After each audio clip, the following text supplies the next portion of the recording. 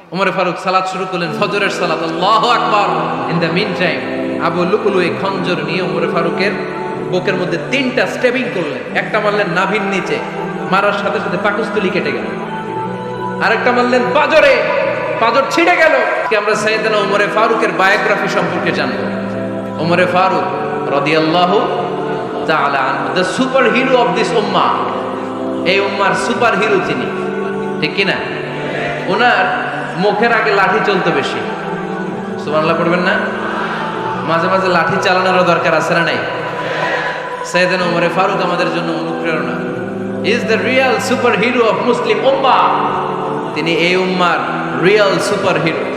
এজন্য ওনার জীবনী থেকে আমরা কিছু শিক্ষা নেওয়ার চেষ্টা করব ইনশাআল্লাহ। পড়ে সাইয়েদনা উমর ফারুক কিভাবে ইসলাম ধর্ম গ্রহণ করলেন, কিভাবে বিশ্বনবীর প্রাণের কলিজার টুকরা হলেন, এটা দিয়ে আমরা শুরু করি। আল্লাহ তাআলা সাইয়েদনা উমর ফারুকের হৃদয়ের মধ্যে 3টা ধাক্কা মেরেছেন, ইমানের ধাক্কা। আওয়াজ করে বলতে হবে কয়টা? জোরে বলেন তো কয়টা?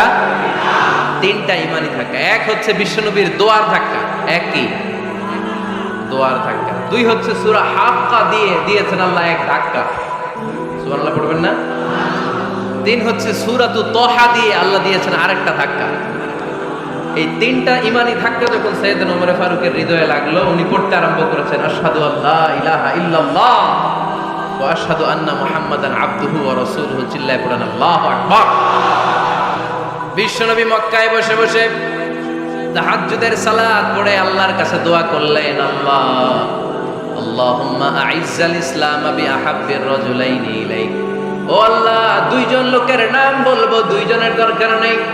এই 2 জনের একজনকে আপনি ইসলামের সুশীতল ছায়া তলে এনে ইসলামকে বিজয় দান করে দেন। মুহূর্তের মধ্যে দোয়াটা কবুল করে নিয়েছে কে? বিশ্বনবী বললেন, আল্লাহ 2 জনের নাম বলবো আজকের দোয়ায়। আবি জাহাল ইবনে হিশাম, হয়তো হিশামের বেটা আবু জাহেলকে আপনি ইসলামের ভিতরে নিয়ে আসেন। কিংবা ওমর ইবনুল খাত্তাব, খাত্তাবের বেটা ওমরকে আপনি ইসলামের ছায়া তলে নিয়ে আসেন। উমরে ফারুকের জন্য দোয়াটা কবুল করে নিয়েছে কে? মক্কার যে অবস্থা, আল্লাহর হাবিব সাল্লাল্লাহু আলাইহি ওয়াসাল্লাম বুঝলেন মক্কার এই 2 জনের একজন যদি আমার সাথে না থাকে তাহলে মক্কায় দাওয়াতি কাজ চালিয়ে যাওয়া যাবে।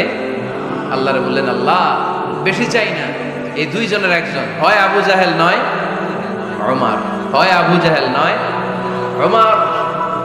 বিশ্বনবী যখন দোয়া করলেন, এই দোয়ার একটা ইমানি ধাক্কা, নুরানি ধাক্কা সাইয়েদনা উমর ফারুকের হৃদয়কে স্পর্শ করে ফেলল।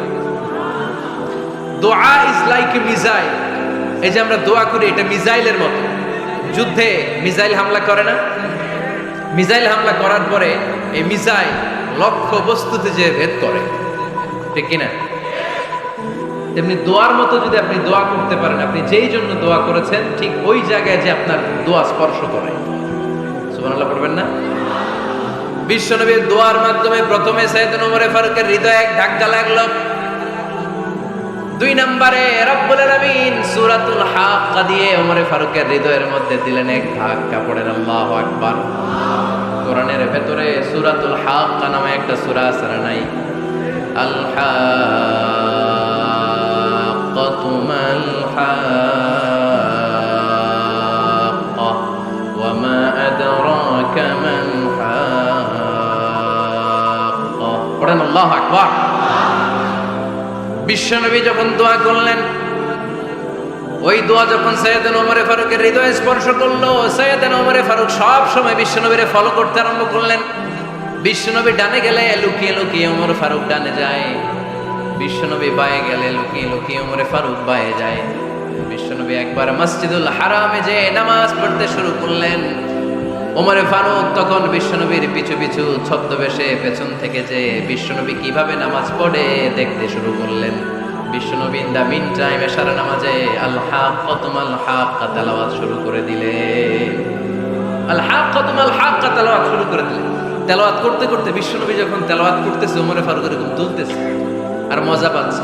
ওমিয়া বিশ্বনবীর কণ্ঠ বুঝে আমার মতো কণ্ঠ, আপনার মতো কণ্ঠ, আহমদ বিন ইউসুফের কণ্ঠ, আব্দুল বাসিতের কণ্ঠ না। বিশ্বনবীর গলায় যে কি সুরের ঝংকার আল্লাহ দিয়েছেন, কি সুরের লহরী আল্লাহ দিয়েছেন, একবার যে শুনতো পাগল হয়ে যেত। আল্লাহু আকবার। বিশ্বনবী সূরা হাক্কা মন্ত্রমুগ্ধ তেলাওয়াতে মন্ত্রমুগ্ধ সুর দিয়ে মন্ত্রমুগ্ধ কণ্ঠ দিয়ে তেলাওয়াত করতে লাগলেন। এশার সালাতে ওমরে ফারুক তুলতে লাগলেন। ওমরে ফারুক যত শুনে অবাক হয়ে যায়, যত শুনে অবাক হয়ে যায়, যতই শুনে অবাক। কিরে? কারণ তিনি আরবি ভাষা বুঝতেন। এত সুন্দর শব্দের গাঁথুনি, এত প্রাঞ্জল বর্ণনা, এত সুন্দর অন্তমিল, এটা কবিতা না হয়ে পারে। উনি মনে মনে ভাবলেন এটা মনে হয় কবিতা। It might be poem, it could be poem. মুহাম্মদ মনে হয় কবি হয়ে গেছে, তার কাব্য প্রতিভা দিয়ে সে এটা বানিয়েছে। তা না হলে এত সুন্দর কথা, এটা কবিতা না হয়ে পারে। ইন দ্য মিন টাইম বিশ্বনবী কিন্তু দেখতেছে না যে পেছনে ওমর। বিশ্বনবী তেলাওয়াত করছিলেন। ইন দ্য মিন টাইম বিশ্বনবী পড়ছিলেন ওমা হুয়া বিকাউলি শাইরিন কলিলাম মা তুমিনুন। এই আয়াতের অর্থ হলো এটা কোনো কবির কথা নয়, খুব অল্প সংখ্যক লোকই তোমরা ঈমান আনো। সুবহানাল্লাহ পড়ে। এটাকে বলে কোইন্সিডেন্ট। কোইন্সিডেন্ট হুট করে অনেক সময় মিলে যায়, যায় কি যায় না? আপনি একজনের কথা ভাবতেছেন, বাজারে গেলেন, বাজারে যেই দেখেন ওই লোকটা দাঁড়ায় আছে, এরকম হয় কি হয় না? কোইন্সিডেন্ট। ওমরে ফারুক মনে মনে যেটা ভাবতেছে ওই কথা দিয়ে বিশ্বনবী তেলাওয়াত করতেছে। আল্লাহু আকবার। বিশ্বনবী যে আয়াত তেলাওয়াত করছিলেন, আয়াতের অর্থ হলো এটা কোনো কবির বানানো কবিতা না, খুব অল্প সংখ্যক লোকই তোমরা ঈমান আনো। ওমরে ফারুক আটকে উঠলেন, থমকে দাঁড়ালেন। ঘটনা কি? আমি মনে মনে ভাবলাম কি এত সুন্দর কথা, এটা তো মানুষের কথা হতে পারে না, এটা নিশ্চয়ই কবিতা, কবির কথা। কিন্তু মোহাম্মদ এখন আবার পড়তেছে ওমা হুয়া বিকাউলি শাইর, এটা কোনো শায়েরের কবির কথা নয়। কলিলাম মা তুমিনুন, অল্পই তোমরা ঈমান আনো। তার মানে আমার মনে যা চলে মোহাম্মদ এটা টের পায়। মোহাম্মদ গণক। নাউজুবিল্লাহ পড়বেন না? মোহাম্মদ অনেক বড় মাপের একজন গণক। মানুষের হৃদয়ে কি চলে, মনে মনে কি ভাবে, মোহাম্মদ না দেখেও বলে দিতে পারে। ইন দ্য মিন টাইম বিশ্বনবী পরের আয়াতে বললেন ওয়ালা বিকাউলি কাহিনিন কলিলাম মা তাযাক্কারুন। এই আয়াতের অর্থ হলো এটা কোনো গণকের বানানো গণনা নয়, খুব অল্প সংখ্যক লোকই তোমরা উপদেশ হিসেবে এটাকে মানো। সুবহানাল্লাহ পড়েন। এবার আর ওমরে ফারুকের সহ্য হয় না, কি আজীব তামাশা। প্রথমে মনে করলাম কবিতা, মোহাম্মদ কয় কবি না, সে কবি না, এটা কবিতা না। তারপর ভাবলাম সে গণক, সে আয়াত পরে পরে বলে দিল এটা গণনা নয়, তাহলে এটা কি? এটা কি কবিতাও না, গণনাও না, তাহলে এটা কি? বিশ্বনবী তখন বললেন তানজিলুম মির রাব্বিল আলামিন। সুবহানাল্লাহ পড়েন। পরের আয়াত ছিল তানজিলুম মির রাব্বিল আলামিন। এটা দুনিয়ার কোনো কবির বানানো কবিতা না, এটা কোনো গণকের গণনা না, এটা কোনো সাহিত্যিকের বানানো সাহিত্য নয়, এটা মহাবিশ্বের পরিচালক রব্বুল আলামিনের কাছ থেকে পাঠানো কিতাব কোরআন। সূরা হাক্কার ধাক্কায় ওমরে ফারুক কাইত। প্রথমে ধাক্কাটা লাগলো যে দোয়া।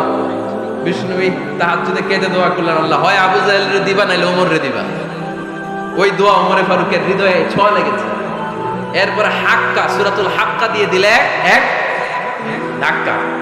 এই ধাক্কা খেয়ে উথাল পাথাল হৃদয়ের মধ্যে, হায় রে এ কি বাণী, এ কেমন কথা, কে মুহাম্মদ?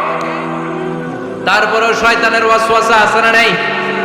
আল্লাহ বলে যতই ওয়াসওয়াসা ওমরকে দেয়া হোক, আমি ওমরে ফারুককে মুসলিম উম্মতের সেনাপতি বানিয়ে ছাড়বো, আমি সেনাপতি বানাবো। এবার 3 নাম্বার ডোজ। ডাক্তারের কাছে গেলে প্রথমে দেখবেন সিম্পল ডোজ দেয়, নরমাল ওষুধ, এটাতে কাজ না হলে ডোজ বাড়ায়, একেবারে কাজ না হলে অ্যান্টিবায়োটিক মারে, আছে না নাই? আল্লাহ প্রথমে দোয়ার ছোঁয়া লাগালেন, তারপর সূরা হাক্কা দিয়ে ধাক্কা মারলেন, এরপরে রব্বুল আলামিন বলেন এবার 3 নাম্বার ডোজ সূরা তহা দিয়ে আমি তোমার হৃদয়টারে উজালা বানায় দেব রে ওমর। শয়তান ওদিক দিয়ে ওয়াসওয়াসা, খেলা দুই দিক থেকে চলতেছে। আল্লাহ তাআলা হেদায়েতের রাস্তায় টানছে, শয়তান জাহান্নামের দিকে টানছে। ঘোষণা দেয়া হলো মক্কায়, মুহাম্মদের মাথা কেটে এনে দিলে এত এত স্বর্ণ মুদ্রা দেয়া হবে। ওমরে ফারুক রাজি হয়ে গেলেন, নাঙ্গা তলোয়ার নিয়ে বিশ্বনবীর মাথা কাটার জন্য ছুটলেন। নাউজুবিল্লাহ পড়বেন না? বনু সাহারা গোত্রের এক লোক বলে, আইনা ইয়া ওমর, কই যাও? মুহাম্মদের মাথা কাটতে যাই। আরে মুহাম্মদের মাথা কাটতে যাও? তোমার বোন ফাতিমা বিনতে খাত্তাব আর তোমার বোন জামাই সাঈদ কদ সাবা, এরা তো ধর্ম ত্যাগ করে ফেলছে, এটা তো আমাদের ধর্ম ত্যাগ করে মুহাম্মদের ফলোয়ার হয়ে গেছে। আগে ওমর ঘর সামলাও, পরে মুহাম্মদের মাথা কাটতেছে। ওমরে ফারুক অবাক হয়ে গেলেন, তলোয়ার নিয়ে বিশ্বনবীর দিকে না যেয়ে নিজের বাড়ির দিকে চলে গেলেন। বিশ্বনবীর আপন বোন ফাতেমা বিনতে খাত্তাব, বোন জামাই সাঈদ আর খাব্বাব রাদিয়াল্লাহু তাআলা আনহু তিনজন মিলে সূরা তাহা তেলাওয়াত করছিলেন। পড়েন সুবহানাল্লাহ। মক্কায় লুকিয়ে লুকিয়ে দাওয়াত হতো। খাব্বাব রাদিয়াল্লাহু তাআলা আনহু একটা চামড়ার ফলকের মধ্যে সূরা তাহার কয়েকটা আয়াত এনে ওমরে ফারুকের বোন আর বোন জামাইকে শিক্ষা দিচ্ছে, ট্রেনিং দিচ্ছে। সুবহানাল্লাহ পড়েন। লুকিয়ে লুকিয়ে ওমরে ফারুক যখন ঘরে চলে আসলেন, এরা তটস্থ হয়ে গেল। সাইয়েদনা খাব্বাব বিছানার তলায় লুকিয়ে গেলেন। ওমরে ফারুক বললেন, দরজা খোলো। ফাতেমা বিনতে খাত্তাব দরজা খোলার পরে নির্মম ভাবে সাইয়েদনা ওমর রাদিয়াল্লাহু তাআলা আনহু বোনের গায়ে আঘাত শুরু করে দিল। বোন জামাইকে আহত করতে শুরু করলো আর বলতে শুরু করলো, তোরা পাগল হলি কেন? কি আছে ওই মুহাম্মাদের মধ্যে? কি জাদু নিয়ে এসেছে? সে যাই বলে লোকজন পাগল হয়ে যায়, সবাই তার উপর কালিমা পড়ে ঈমান এনে ফেলে। কি এমন জিনিস তোদের কাছে আছে যেটা দেখে মুহাম্মদকে তোরা ভালোবাসলি? কি আছে? কি পড়তেছিলি আমারে দেখা। ফাতেমা বলে, ইন্নাকা রিজসুন লা ইয়ামাসসুহু ইল্লাল মুতাহহারুন। ও আমার ভাই ওমর, তুমি না পাক। তুমি কি? লা ইয়ামাসসুহু ইল্লাল মুতাহহারুন, পবিত্রতা অর্জন না করে এই কোরআন ধরা যায় না। সুবহানাল্লাহ পড়েন। ওমরে ফারুক গোসল করে আসলেন, কারণ ধাক্কা তো আগে কয়েকটা খাইছে। কথা বোঝেন নাই বোধহয়? প্রথমে দোয়ার ধাক্কা, পরে কোন সূরা দিয়ে ধাক্কা? হাক্কা দিয়ে ধাক্কা। 3 নম্বরে এখন আরেকটা ধাক্কা খাবে। গোসল করে আসলেন। ফাতেমা বিনতে খাত্তাব বললেন, গোসল যখন করে এসেছেন, এই নেন। ওমরে ফারুক এবার চামড়ার কাপড়ের মধ্যে সূরা তাহার প্রথম আয়াতের দিকে নজর করলেন। নজর করেই কোরআনের প্রেমে পড়ে গেলেন। পড়েন সুবহানাল্লাহ। ওমরে ফারুক পড়তে আরম্ভ করলেন, তাহা মা আনজালনা আলাইকাল কুরআনা লিতাশকা ইল্লা তাযকিরাতাল লিমান ইয়াখশা তানজিলাম মিম্মান খালাকাল আরদা ওয়াস সামাওয়াতিল উলা। সুবহানাল্লাহ পড়েন। উনি পড়তে আরম্ভ করলেন, তাহা মা আনজালনা আলাইকাল কুরআনা লিতাশকা। এই কোরআনকে আমি তোমাদের হতভাগ্য জাতি হিসেবে দুনিয়ায় থাকার জন্য পাঠাই নাই। এটা রব্বুল আলামিনের পক্ষ থেকে এসেছে। যারা রবকে ভয় করে তাদের জন্য আছে উপদেশ। যিনি আকাশ বানিয়েছেন, জমিন বানিয়েছেন, ওই আল্লাহ তাআলা নিজেই এই কোরআন পাঠিয়েছে। আওয়াজ করে পড়তে হবে, আল্লাহু আকবার। উনি খুব ভালো আরবি জানতেন। সূরা তাহা পড়ার পরে আর ধৈর্য ধারণ করতে পারে না। ওমর ফারুক ছোট্ট বাচ্চার মতো কান্না শুরু করে দিলেন। আল্লাহু আকবার। সূরা তাহাটা হাতে নিয়ে, তলোয়ারটা হাতে নিয়ে বিশ্বনবীর দিকে ছুটতে আরম্ভ করলেন। আইনা মুহাম্মদ, কোথায় মুহাম্মদ? তোমরা আমাকে মুহাম্মাদের কাছে নিয়ে চলো। বিশ্বনবী তখন সাফা পাহাড়ের পাদদেশে দারুল আরকাম ইবনে আলকামের ঘরে লুকিয়ে লুকিয়ে কোরআনের দাওয়াত দিতেন। ওমরে ফারুককে পাগলের মতো ছুটে আসতে দেখে বিশ্বনবীর চাচা হামজা ইবনে আব্দুল মুত্তালিব বলল, নবী আপনি পালান। ওই যে খাত্তাবের বেটা ওমর আপনাকে অপমান করার জন্য, আক্রমণ করার জন্য তেড়ে এসেছে। সাহাবীরা বললেন, নবী আপনি পালিয়ে যান, আমরা সামাল দেব। বিশ্বনবী বললেন, না আমি পালাবো না, বরং তোমরা সরে যাও। ওমর ইবনুল খাত্তাবকে আমার দরবার পর্যন্ত আসতে দাও। আমার তো মনে হচ্ছে ওই যে তাহাজ্জুদের নামাজ শেষে চোখের পানি ছেড়ে যে আমি আল্লাহর কাছে দোয়া করেছি, আজকে আমার ওই দোয়াটা কবুল হতে শুরু করেছে। আমার তো মনে হচ্ছে আমার দোয়া কবুল হবে, আসতে দাও। ওমর ফারুক এসে বললেন, আশহাদু আল্লা ইলাহা ইল্লাল্লাহ ওয়া আশহাদু আন্না মুহাম্মাদান আবদুহু ওয়া রাসূলুহু। আমি সাক্ষ্য দিলাম আল্লাহ ছাড়া কোনো ইলাহা নাই, নিশ্চয়ই আপনি আল্লাহর প্রেরিত বান্দা এবং রাসূল। পড়েন সুবহানাল্লাহ। ওমর ফারুক যখন কালিমা শাহাদা পড়ে মুসলমান হয়ে বিশ্বনবীর হাতে হাত রাখলেন, মুসলিম সাহাবীদের মধ্যে খুশি আর আনন্দের বন্যা বয়ে গেল। মুসলিম হাতে গোনা সাহাবারা আল্লাহর প্রশংসা করলেন। বিশ্বনবী সাইয়েদনা ওমর ফারুককে জড়িয়ে ধরলেন। ওমর ফারুক এবার বিশ্বনবীরে বললেন, নবী গো, আলাসনা আলাল হক, আমরা কি সত্যের উপরে আছি নাকি আমরা ভুলের উপরে আছি? বিশ্বনবী বললেন, বালা নাহনু আলাল হক, আমরা এই সত্যের উপরে আছি। সুবহানাল্লাহ পড়েন। আলাসনা আলাল হক, নবী আমরা কি সত্যের উপরে নাই? হ্যাঁ অবশ্যই ওমর, তুমি সত্যের উপরে আছো। ওমরে ফারুক বললেন, তাহলে ফাফিমাল ইখতিফা, তাহলে লুকায় লুকায় আর দাওয়াত দেব কেন? আমি তো কালিমা পড়ে ফেলছি, আসেন আমার সাথে বের হই। ফাফিমাল ইখতিফা, আর লুকায় লুকায় কেন? আসেন আমরা বাইরে বেরোই। বিশ্বনবী বললেন, ওমর এটা মাক্কি জীবন, এখানে আমরা একটু গোপনে গোপনে দাওয়াত দিতে চাই। ওমরে ফারুক বলে, না, আমার দায়িত্ব, আমি একটা মিছিল দিতে চাই নবী। আল্লাহর নামের তাকবীর দিতে দিতে দারুল আরকাম থেকে শুরু করে মসজিদুল হারাম পর্যন্ত একটা মিছিল দিয়ে আমি মক্কা কাঁপাইয়া দেব। অনুমতি দেন। বিশ্বনবী দিতে চায়। ওমর ফারুক অনেক বোঝানোর পরে স্বল্প পরিসরের একটা অনুমোদন পাওয়া গেল বিশ্বনবী সাল্লাল্লাহু আলাইহি ওয়াসাল্লামের কাছ থেকে। কিন্তু মিছিল যে দিবে, মিছিলের জন্য লোকের দরকার আছে না নাই? এখানে লোক নেই, আমি একাই মিছিল দিতেছি। এটা জমবে, মিছিল জমবে। খুঁজে উনি 11 জন মুসলিম সাহাবা পেলেন। কয়জন? ওমরে ফারুক বললেন, 11 জনই সই। এই 11 জন নিয়েই আমি আল্লাহর নামের তাকবীর দেব। 2 লাইন করলেন। কয় লাইন? 2 লাইন। পেছনে 6 জন, আর এই লাইনের নেতা বানালেন বিশ্বনবীর চাচা হামজাকে রাদিয়াল্লাহু তাআলা আনহু। আর সামনে 5 জন, তার আগে দাঁড়ালেন উনি নিজেই। তাহলে 6 6 12। বললেন, এই 2 লাইনই আমরা তাকবীর দিতে দিতে, বেশি না, এই দারুল আরকামের ঘর থেকে, আপনারা জানেন যে সাফা মারওয়া এখন যে সাই হয়, এই সাফার পাদদেশে ছিল দারুল আরকামের ঘর।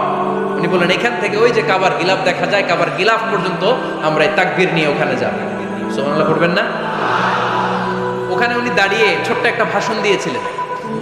উনি বলেছিলেন, মান আরাদা আন তাসকুলা উম্মু ওয়া ইয়াতামা ওয়ালাদু ওয়া তারমিলা যাওজাতুহু ফালিয়াসুদ্দানি। খেয়াল করে শুনেন, কান দুইটা খরগোশের কানের মতো খাড়া করেন। উনি এক বাক্যের একটা ভাষণ দিলেন। ভাষণ দিতে জানলে বড় ভাষণ দেয়া লাগে না। এক বাক্যের ভাষণ দিয়ে গোটা বিশ্বকে ঝাঁকুনি মারা যায়। চিল্লায় বলো ঠিক কিনা? ওমরে ফারুক এক বাক্যের একটা ছোট্ট ভাষণ দিলেন। মান আরাদা আন তাসকুলা উম্মু, কে আছো মায়ের এই মক্কায়, কে আছো মায়ের বুক খালি করতে চাও?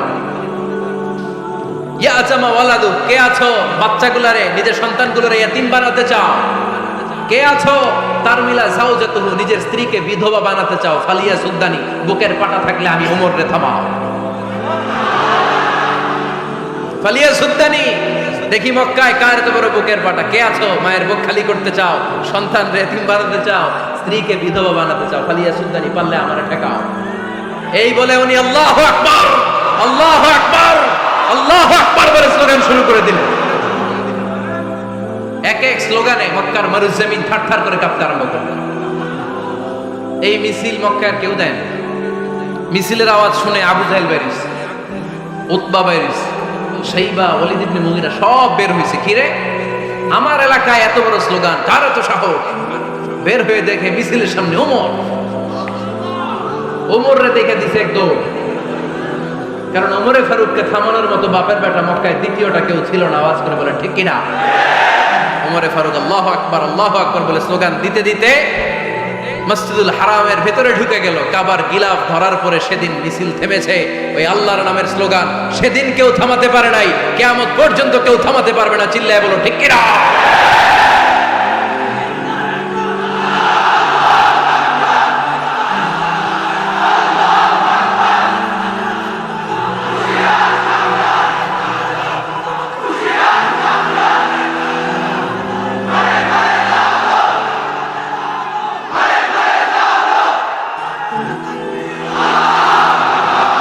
ওইরকম একটা ওমরের দরকার, আমাদের বেশি চাই না। জোরে বলেন ঠিক কিনা? দাও খোদা দাও আমায় আবার ওমর দারাজ দিল, দাও খোদা দাও আমায় আবার ওমর দারাজ দিল, দাও আলীর মতো বীর সেনানি, আলীর মতো বীর সেনানি জাগাতে নিখিল, দাও খোদা দাও আমায় আবার ওমর দারাজ দিল। সুবহানাল্লাহ পড়েন। একটা ওমর লাগবে। চিল্লায় বলেন কয়টা? ওই ওমরের অপেক্ষায় বাংলাদেশ সহ গোটা মুসলিম উম্মাহ, ঠিক কি না? একটা ওমরই যথেষ্ট। আমাদের সেন্ট্রাল লিডারশিপ নাই তো, আমাদেরকে এদিকে লাথি মারলে আমরা ওইদিকে যাই, ওদিক থেকে গুতা মারলে আমরা এদিকে যাই। আমাদের রিপ্রেজেন্টেটিভ, আমাদের প্রতিনিধিত্ব করার মতো কোনো কেন্দ্রীয় লিডারশিপ নেতৃবৃন্দ গোটা বিশ্বে নাই, ঠিক কিনা? আমরা সেই ওমরে ফারুকের অপেক্ষায়, আমরা সেই ইমাম আল মাহাদির অপেক্ষায়। এই ওমরে ফারুক আমাদের মডেল, ঠিক কিনা? থার্ড ইন পজিশন, এই পুরো উম্মতের মধ্যে ওনার পজিশন নাম্বার 3। 1 নাম্বার পজিশন বিশ্বনবী কার? 2 নাম্বার পজিশন কার? আবু বকর। 3 নাম্বার পজিশন কার? ওমরে ফারুকের। বিশ্বনবী বলতেন লা নবিয়্যা বা'দি, লা নবিয়্যা বা'দি, আমার পরে কোনো নবী নাই। ওয়ালা রাসূলা, আমার পরে কোনো রাসূলও নাই। আমার নবীর পরে আর কোনো নবী আছে? আমার নবীর পরে আর কোনো রাসূল আছে? এই যে কাদিয়ানি যে একটা সম্প্রদায় আছে, এরা কি মুসলিম নাকি অমুসলিম? মুসলিম সম্প্রদায়ের সাথে এদের কোনো সম্পর্ক নাই, চিল্লা বলেন ঠিক কিনা? এরা যদি মুসলমান হতে চায়, আমার নবী দ্য লাস্ট মেসেঞ্জার বিশ্বনবীকে খাতামুন নবী হিসেবে সংবাদ সম্মেলন করে গোটা বিশ্বকে জানাই দিতে হবে, তারপরে তাদেরকে আমরা মুসলিম হিসেবে স্বীকৃতি দিব, চিল্লা বলেন ঠিক কিনা? তা না হলে তারা কোন ধর্মের এটাকে জানাই দিতে হবে। No inferiority complex, no identity crisis. Identity ক্রাইসিসে থাকা যাবে না, আপনারা কোন ধর্মের এটা জানায় দেন। আপনারা বিশ্বনবীরও শেষ নবী মানবেন না, আবার মুসলিম বলেও নিজেদেরকে ট্যাগ লাগাতে চাইবেন। সাধারণ মুসলমানরা এটা এই ধোঁকাবাজি মানে না, চিল্লায় বলেন ঠিক কিনা? আমার নবীর পরে কোনো নবী নাই, আমার রাসূলের পরে কোনো রাসূল নাই, ঠিক কিনা?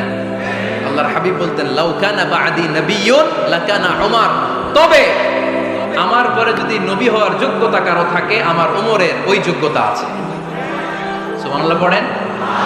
প্রভু তুমি বলেছ রাসূল দেবে না, বলনি দেবে না ওমর, বলনি দেবে না হামজা তারি, খালিদ বিজয় সমর। প্রভু তুমি বলেছ রাসূল দেবে না, বলনি দেবে না ওমর, বলনি দেবে না হামজা তারি, খালিদ বিজয় সমর। প্রভু তুমি বলেছ রাসূল দেবে না।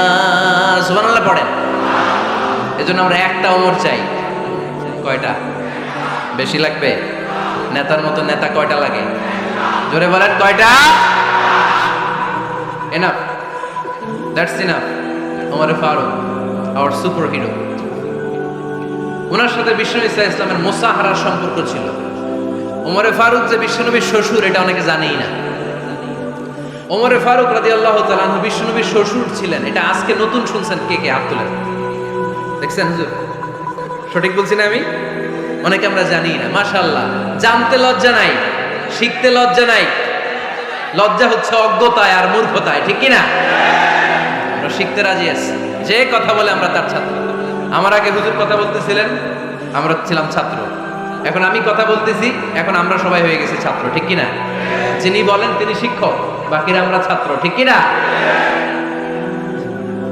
4 খলিফার 2 খলিফা, ইসলামের 4 খলিফার 2 খলিফা বিশ্বনবীর মেয়ের জামাই, আর বাকি 2 খলিফা বিশ্বনবীর শ্বশুর। সুবহানাল্লাহ পড়েন। সাইয়েদনা আলী রাদিয়াল্লাহু তাআলা আনহু, সাইয়েদনা উসমান যুন নূরাইন বিশ্বনবীর মেয়ের জামাই।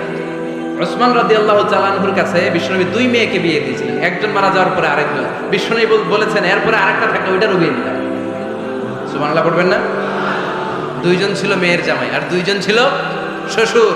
সাইয়েদনা আবু বকর শ্বশুর, বিশ্বনবীর স্ত্রী আম্মাজান আয়েশা রাদিয়াল্লাহু তাআলা আনহার বাবা। বিশ্বনবীর স্ত্রী আম্মাজান হাফসা রাদিয়াল্লাহু তাআলা আনহার বাবা ছিল সাইয়েদনা ওমর ফারুক। চিল্লায়ে পড়েন আল্লাহু আকবার। জানো তো পজিশন না?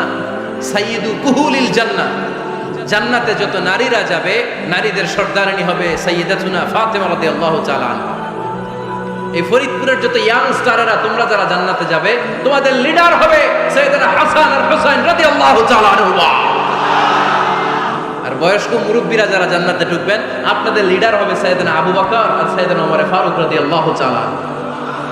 সুবহানাল্লাহ পড়তে পারলেন না? ওমর ফারুক এটা সাধারণ কোনো ক্যারেক্টারিস্টিক্স নয়। ওনাকে আল্লাহ তাআলা নলেজও দিয়েছেন, আবার দিনদারিও দিয়েছেন। আমার দিনী ভাইয়েরা খেয়াল রাখবেন, কোনো আলেমের মধ্যে বা কোনো নেতার মধ্যে যদি এই দুইটার সমন্বয় আপনি পান, যে তার জ্ঞানও আছে আবার দিনদারিও আছে, he belongs the knowledge and he belongs the taqwa, সে গোটা বিশ্বকে জয় করে ফেলবে। ঠিক কিনা? যার মধ্যে জ্ঞান আছে, যার মধ্যে তাকওয়া আছে, তারে কেউ থামায় রাখতে পারে? ওমরে ফারুককে এই দুই নেয়ামত দিয়ে ধন্য করেছে কে? সহিহ বুখারীর বর্ণনা, বিশ্বনবী সাহাবীদের সামনে একটা স্বপ্নের কথা বলছেন। বিশ্বনবী বললেন, আমি স্বপ্নে দেখলাম আমার আঙ্গুলের ফাঁকা থেকে দুধ বের হচ্ছে, আমি তৃপ্তি সহকারে দুধ খেলাম। খাওয়ার পরে দেখলাম আঙ্গুলের মধ্যে একটু দুধ লেগে আছে। আমার আঙ্গুলে অতিরিক্ত লেগে থাকা দুধটা আমি ওমরে ফারুকের মুখের মধ্যে লাগিয়ে দিলাম। সাহাবারা বললেন, ইয়া রাসূলুল্লাহ, ইয়া হাবিবাল্লাহ, মাযা আওয়ালতা বিহি, এই স্বপ্নের আপনি কি ব্যাখ্যা করলেন, আমরা তো বুঝলাম না। বিশ্বনবী বললেন, আওয়ালতু বিহি আল ইলম, আমি এই দুধ দিয়ে জ্ঞানের ব্যাখ্যা করেছি, কারণ ওমরকে আল্লাহ যেই জ্ঞান দিয়েছে গোটা বিশ্বের কাউকে এত জ্ঞান দেয় না। এজন্য স্বপ্নে যদি কেউ দেখেন যে আপনি দুধ খাচ্ছেন, তার মানে আল্লাহ তাআলা আপনার জ্ঞান বাড়ায় দেবেন। ওমরে ফারুককে দুধ খেয়ে অতিরিক্ত দুধের অংশটা বিশ্বনবী আবু বকর রাদিয়াল্লাহু তাআলা আনহুর মুখে দেন নাই, সাইয়েদনা উসমানের মুখে দেন নাই, আলী রাদিয়াল্লাহু তাআলা আনহুর মুখে দেন নাই। স্বপ্নে ওই অতিরিক্ত লেগে থাকা দুধটা বিশ্বনবী ওমরে ফারুকের ঠোঁটের মধ্যে লাগিয়ে দিয়েছে। এই হাদিস থেকে প্রমাণ হয় আল্লাহ তাআলা জ্ঞানের নেয়ামতে সাইয়েদনা ওমরে ফারুককে ধন্য করেছেন। আবার বুখারীর বর্ণনা, বিশ্বনবী সাল্লাল্লাহু আলাইহি ওয়াসাল্লাম আরেকটা স্বপ্নের বর্ণনা দিচ্ছেন। তিনি বললেন, তোমাদের সবাইকে স্বপ্নে আমার সামনে দাঁড় করানো হলো। আমি দেখলাম তোমাদের কারো জুব্বা নাভি পর্যন্ত, কারো জুব্বা হাঁটু পর্যন্ত, কারো জুব্বা টাকনু পর্যন্ত। ওমরে ফারুককে যখন স্বপ্নে আমার সামনে দাঁড় করিয়ে দেয়া হলো, আমি দেখলাম ওমরের জুব্বা এত লম্বা, ওমর টেনে হিচড়ে তার জুব্বা নিয়ে সামনে হেঁটে যাচ্ছে। সাহাবারা বললেন, ফামাযা আওয়ালতা বিহি ইয়া রাসূলুল্লাহ, ও আল্লাহর রাসূল, এই স্বপ্ন দিয়ে আপনি কি বোঝাতে চাইলেন, আমরা কিছু বুঝলাম না। বিশ্বনবী বললেন, আওয়ালতু বিহি আদ-দীন, আমি এই হাদিসের দ্বারা দিনের ব্যাখ্যা করলাম, যার জামা যত লম্বা তার দিনদারি তত বেশি। সুবহানাল্লাহ, আসতে পড়েন। স্বপ্নে দেখলেন কোন সাহাবীর জুব্বা নাভি, কোন সাহাবীর হাঁটু, কারোটা টাকনু, কিন্তু ওমরে ফারুকের জুব্বা এত লম্বা, ইয়াজুরু সাওবাহু, তিনি তার জুব্বা টেনে হিচড়ে যাচ্ছেন। বিশ্বনবী বললেন, এটা দ্বারা আমি দ্বীন, আমি তাকওয়া, দিনদারি, তাকওয়া, এটার ব্যাখ্যা করেছি। তার মানে ওমরে ফারুকের তাকওয়ার সামনে সব তাকওয়া পানি হয়ে যাবে। কোন সুবহানাল্লাহ। আল্লাহ তাআলা সাইয়েদনা ওমরে ফারুককে দ্বীনের জ্ঞান দিয়েছেন, তাকওয়া দিয়েছেন। যুবক ভাইরা, যাকে আল্লাহ তাআলা দ্বীনের জ্ঞান দেয়, যাকে আল্লাহ তাআলা তাকওয়ার এই গুণ দিয়ে সমৃদ্ধ করে, তার জন্য গোটা বিশ্বের সব দরজাগুলোকে ওপেন করে দেয় কে? কত বড় মুত্তাকি ছিলেন সাইয়েদনা ওমরে ফারুক। মদিনার সমাজে কয়জন মুনাফিক ছিল বিশ্বনবী ছাড়া কেউ বলতে পারতেন না। বিশ্বনবী কোন সাহাবীকে মুনাফিকদের লিস্ট দিয়ে যান নাই, একজন সাহাবী ছাড়া। দেখি কেউ বলতে পারেন কিনা ওই সাহাবীর নাম? কি নাম? হুযায়ফা ইবনুল ইয়ামান রাদিয়াল্লাহু তাআলা আনহু। ওনাকে বলা হতো সাহিবু সিররি রাসূলিল্লাহ, আল্লাহ রাসূল সাল্লাল্লাহু আলাইহি ওয়াসাল্লামের গোপন তথ্যের ধারক বাহক। সুবহানাল্লাহ পড়বেন না?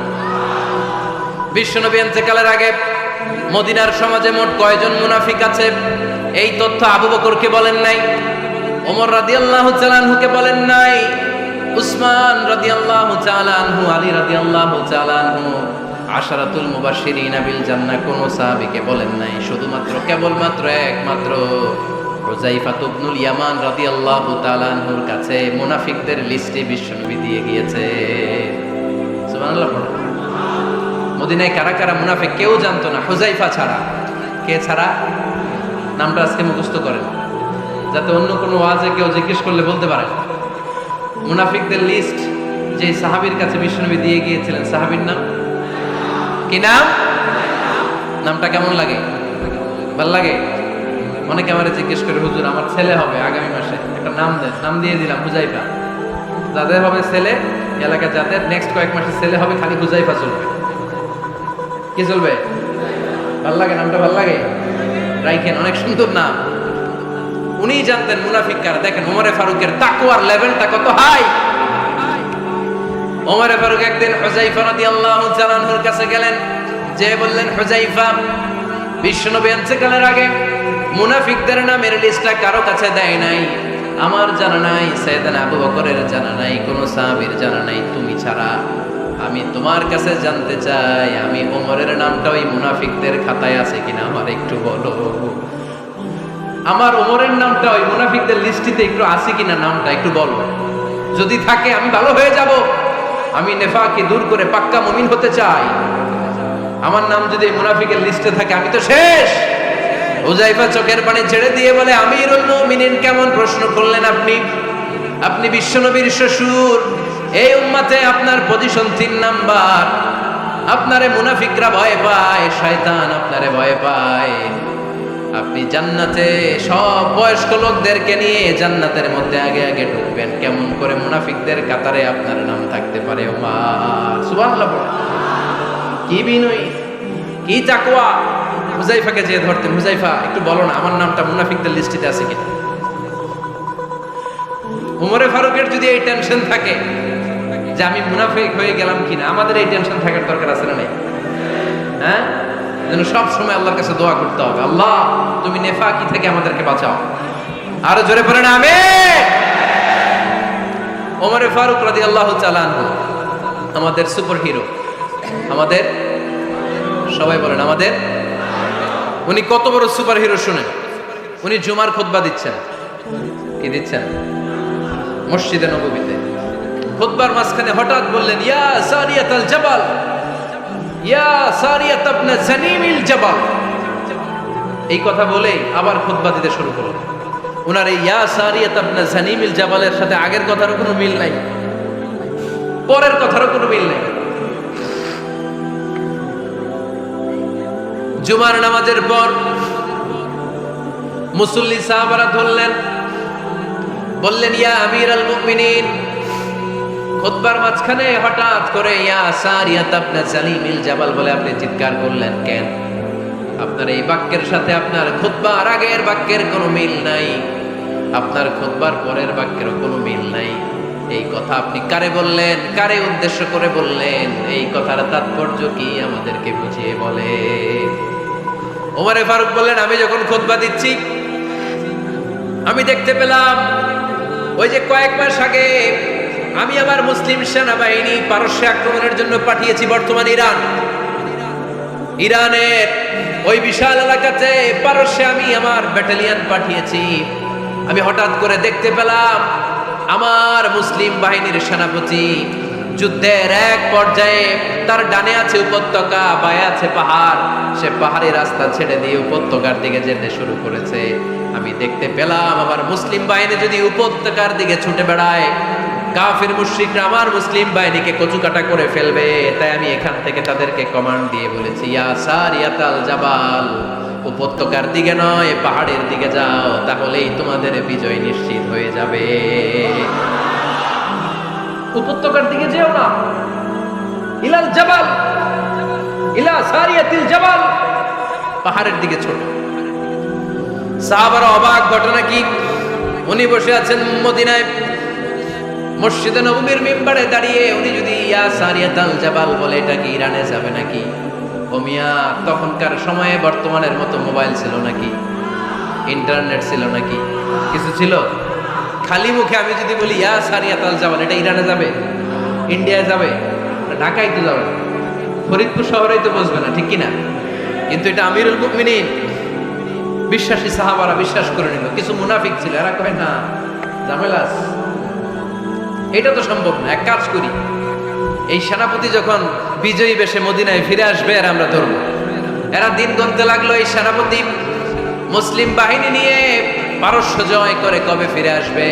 এই মুনাফিকের দলগুলো কখনো সেনাবাহিনীকে অভ্যর্থনা জানাতে যেত না, কিন্তু এইবার সবার আগে মদিনার উপকণ্ঠে যে সেনাপতিদেরকে অভ্যর্থনা জানানোর জন্য ফুল নিয়ে রেডি।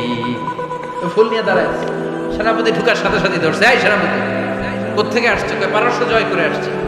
এমন এমন দিন, জুমার দিন দুপুর বেলা যুদ্ধের মাঝখানে আমিরুল মুমিনিনের কণ্ঠের কথাবার্তা শুনছো নাকি? সেনাপতি অবাক, কয় তোমরা জানলা কেমনে? শুনছি তো। সুবহানাল্লাহ পড়বেন না? আমরা যুদ্ধে একটা ভয়ঙ্কর অবস্থার মধ্যে ছিলাম।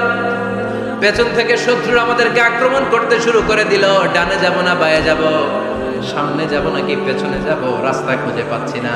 ডান দিকে ছিল আমাদের উপত্যকার রাস্তা, বাঁ দিকে ছিল পাহাড়ি পথ, আমরা সোজা পথ হবে মনে করে উপত্যকার দিকে ছুটতে আরম্ভ করলাম। হঠাৎ করে আমিরুল মুমিনিনের কণ্ঠ বজ্র কণ্ঠে আমার কানের মধ্যে ভেসে আসলো। আমার মনে হলো আমিরুল মুমিনিন কেমন যেন আমাকে কমান্ড দিচ্ছেন আর বলছেন, ইয়া সারিয়াতাল জাবাল, ডান দিকে উপত্যকার পথে নয়, তাড়াতাড়ি পাহাড়ের দিকে সৈন্যবাহিনী নিয়ে উঠে যা। পাহাড়ের দিকে, ডানে না। This is wrong track and this is the right track. ওই দিন যদি ওমরে ফারুকের ওই গাইডলাইন, আমিরুল মুমিনিনের কমান্ড যদি আমি না শুনতাম, আজকে বিজয়ের বেশে ফিরতেও পারতাম না, আমাদের চেহারাও তোমরা দেখতে পেত না। ওমরে ফারুকের ওই কমান্ড, ওই গাইডলাইন অদৃশ্য থেকে শোনার কারণে ওই পারস্যের মধ্যে আমাদেরকে সেই যুদ্ধে বিজয় দান করেছে কে? দিস ইজ ওমরে ফারুক, দিস ইজ ওমরে ফারুক। বিশ্বনবী বলছেন, আমার মা লাকিয়াকা শাইতানু সালিকান ফাজ্জান ইল্লা সালাকা ফাজ্জান গায়রা ফাজ্জিক। ওমর, শয়তান ইবলিস যদি তোমার কোনো রাস্তা দিয়ে হাঁটতে দেখে, শয়তান ওই রাস্তা রেখে দিয়ে অন্য রাস্তা দিয়ে হাঁটে। সুবহানাল্লাহ, বাড়িতে যাই বললেন। কে বলতেছে? বিশ্বনবী। কার ব্যাপারে? ওমরে ফারুকের ব্যাপারে। শয়তান যদি দেখে যে ওমরে ফারুক এই রাস্তা দিয়ে হাঁটতেছে, শয়তান ওই রাস্তা রেখে দিয়ে অন্য রাস্তা দিয়ে হাঁটে। সুবহানাল্লাহ পড়ে। রাত্রিবেলা আমরা আমাদের বাচ্চা ছেলে মেয়েদেরকে যখন খাওয়াই, বাচ্চারা খেতে চায় না, এরকম হয় আপনাদের ফরিদপুর এলাকায়? এই এলাকায় হয় নাকি? খেতে চায় না বাচ্চারা, এই চকলেট দেখায়া, এই মিনা কার্টুন দেখায়া, এইটা সেইটা, এগুলো সেগুলো বলে, গল্প টল্প বলে ভুলায়া খাওয়ানো লাগে, তাই না? তারপরও খায় না। আমারও ছোট মেয়ে আছে, খেতে চায় না, এইটা সেইটা এমনি সেমনি খাওয়ানো লাগে। তো শেষে না পেরে মা বাবা বলতে বাধ্য হয়, ওই যে ভূত আসতেছে, ভূত, তাড়াতাড়ি তাড়াতাড়ি খাও, নাহলে যে ভূত ধরবে তোমার। ওই যে বাঘ আসতেছে, বাঘ, তাড়াতাড়ি খাইলে নাহলে বাঘে কামড়াবে। বলি না আমরা? আপনারা কি বলেন? ভূত। আর কি বলেন? হ্যাঁ হ্যাঁ, আচ্ছা, এক এক জায়গায় এক একটা আমরা বলি, ভূত আসবে, বাঘ খাবে, ভাল্লুক খাবে, তাড়াতাড়ি খাও। মদিনাতে যখন ওমরে ফারুক আমিরুল মুমিনিন, মদিনার মায়েরাও বাচ্চাদেরকে খাওয়াতে পারতো না, ছোট্ট মেয়েদেরকে খাওয়াতে পারতো না, খাওয়া নিয়ে যন্ত্রণা করতো। বাচ্চারা যখন মদিনায় খেতে চাইতো না রাত্রিবেলায়, মদিনার মায়েরা বলতো, তাড়াতাড়ি খাও, হা হুয়া ইয়াতি উমর, হা হুয়া ইয়াতি উমর, তাড়াতাড়ি খা, নাইলে ওই যে ওমর আসতেছে, ওমর। This is our super hero সাইয়েদনা ওমর ফারুক রাদিয়াল্লাহু তাআলা। শুধু শয়তানি ভয় পেত না, মুনাফিকরাও ভয় পেত, জমের মতো ভয়। শুধু তাই না, আমাদের আম্মাজান বিষ্ণু ইসা ইসলামের স্ত্রীরাও ওমর ফারুককে ভয় পেতেন। সুবহানাল্লাহ কবেন না? মাঝে মাঝে বিষ্ণু ইসা ইসলামের সাথে আম্মাজান আয়েশার ঝগড়া হতো, হতো না? আপনাদের ফ্যামিলিতে ঝগড়া হয়? হয় না? হয় না? কার কার দেখি? ওরে আল্লাহ, অনেক আল্লাহর ওলি আছে তো জানে, ঝগড়া হয় না? কি কথা কয়, ঝগড়া হয় না বলে? বিশ্বনবীর ফ্যামিলিতে ঝগড়া হয়, আপনার ফ্যামিলিতে হয় না? মিষ্টি ঝগড়া। আর ও বিয়েই করে নাই,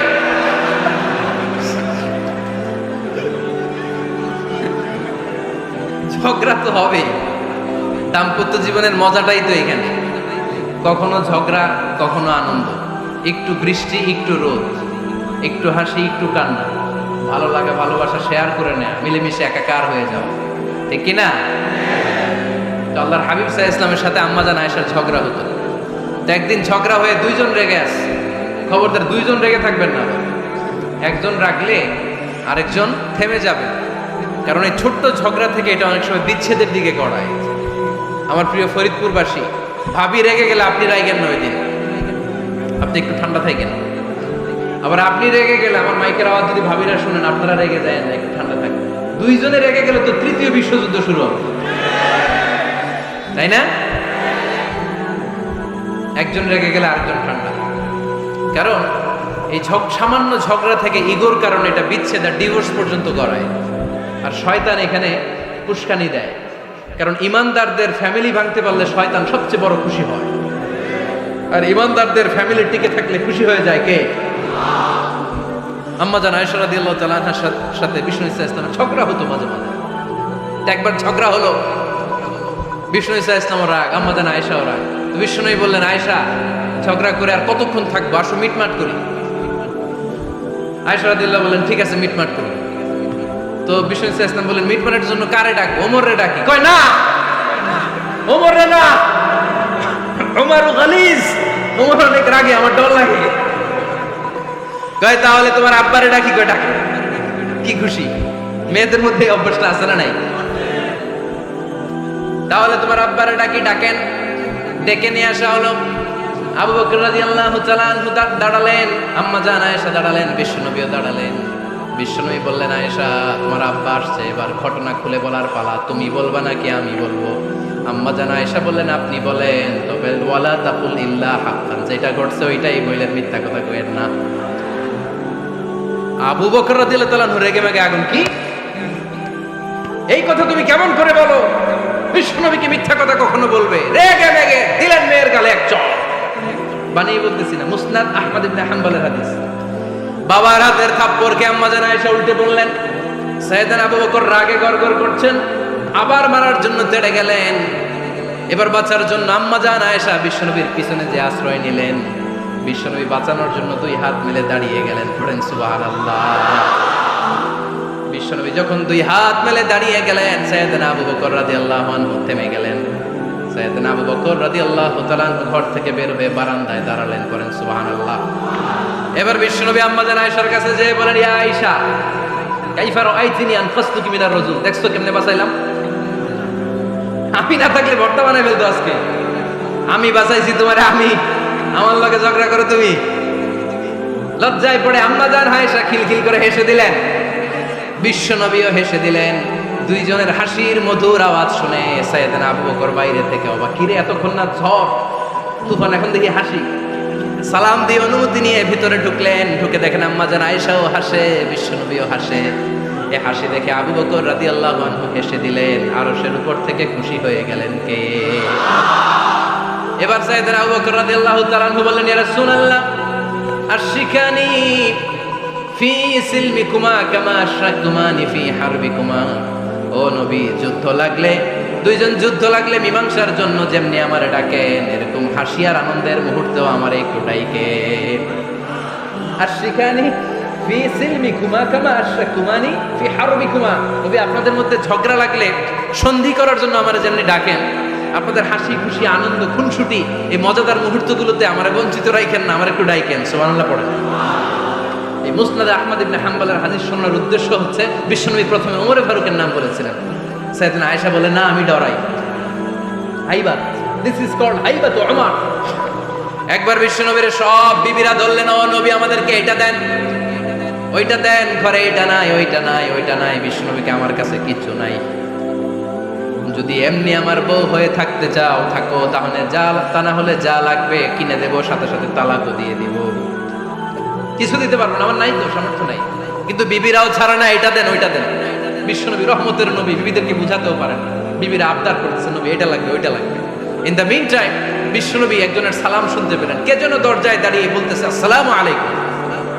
বিশ্বনবী দরজার দিকে তাকালেন, তাকিয়ে বললেন ওয়া আলাইকুম আসসালাম। আর বুঝতে পারলেন এটা আমার ওমরের সালাম। সালাম দেওয়ার পরে বিবিদের দিকে তাকায় দেখে একজন বিবিও নাই, সব অন্দর মহলের ভিতরে দৌড়। সুবহানাল্লাহ পড়তে পারলেন না? This is our super hero Omar. এরকম ওমর একটা লাগবে, চিল্লায় বলেন কয়টা? একটা ওমর গোটা বিশ্বকে সোজা করে দিবে। একটা ওমর সবল আর দুর্বলের সব পার্থক্য দূর করে দিবে। মাজলুমের উপর জালিমের অত্যাচারের অবসান ঘটায় দিবে।